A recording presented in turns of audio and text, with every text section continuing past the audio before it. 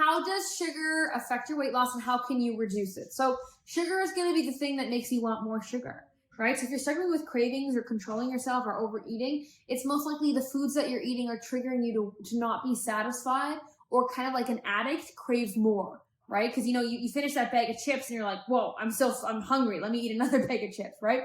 So the food choices are not helping with your cravings, and therefore, if you are always overeating, you have no chance of losing weight.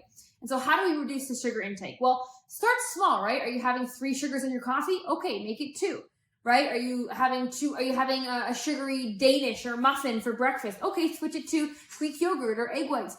It's pick one thing that you can pinpoint as the problem, right? Are you eating crazy amounts of ice cream? Okay, go find, instead of Ben & Jerry's, try a Halo Top brand, which is lower in sugar, lower in calories, right? So just pick one thing that you know is not great and start there, instead of trying to completely remove sugar from your fridge, your pantry, your freezer, all of it.